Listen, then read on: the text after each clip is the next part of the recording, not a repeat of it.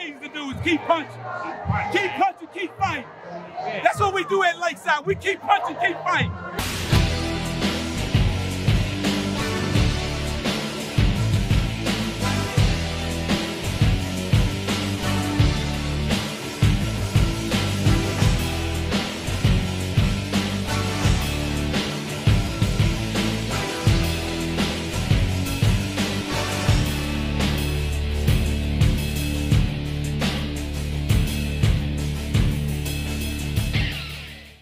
Welcome back to the Rock Report. I'm Will Shan. This is obviously Coach Rock. And Coach Rock, before we talk about this offseason and this coming game this Friday, let's talk about last year. Year two on your belt, and you led Lakeside into the semifinals last year, state semifinals, but unfortunately lost to Farmington at Farmington. The job was not finished, but how do you feel about last year? I feel good about last year. We got 10 wins, first 10-win season. Since I've been here, we got close. In 2015, we had 9 wins. But anytime you have 10 wins, it's always a good season. And then, make it to the semis for the first time in a while since, I think, 75. The season was good, but, like the fact still remains, we didn't get it done. And we had the opportunities to get it done, and we didn't. And, that's something that we're using as a fuel to help us for this season. Oh yeah, but on to the new season. There were some big moves this offseason, like the new hire of Coach Evans, taking on Coach Jolly's role after his retirement. Can you tell us a little bit about Coach Evans? Yeah, so me and Coach Evans been knowing each other since about 2006, 2007.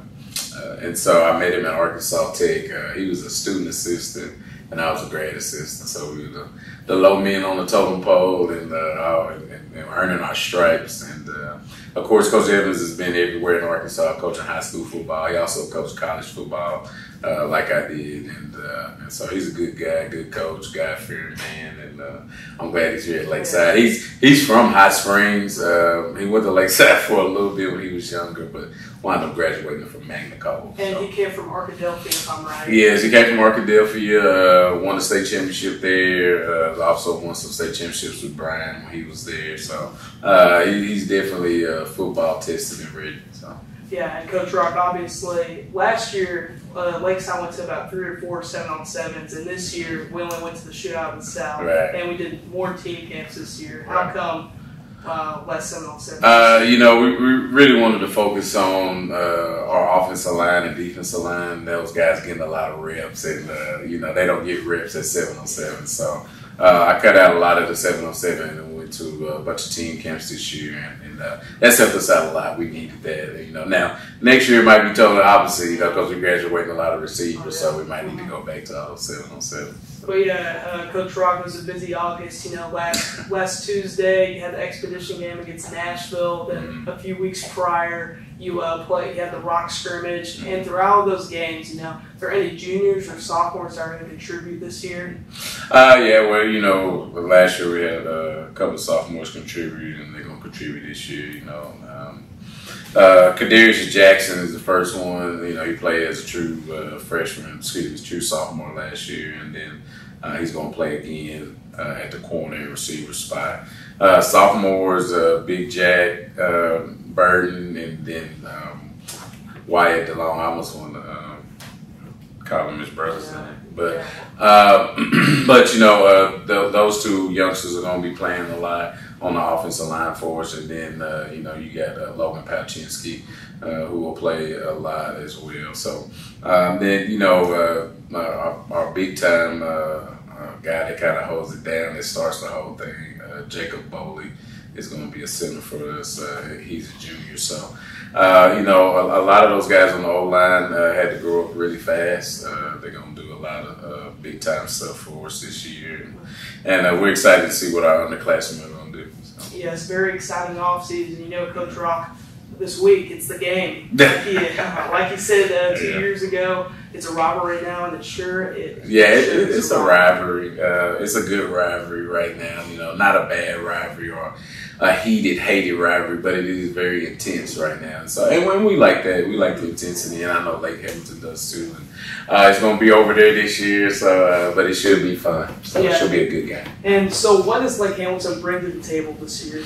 Well, you know, they're the bigger school. You know, being a 6A school and we're a 5A school, so you know they have that aspect. But you know, we both know, you know, what we're gonna do. They're wing team, trying to throw it a little bit more.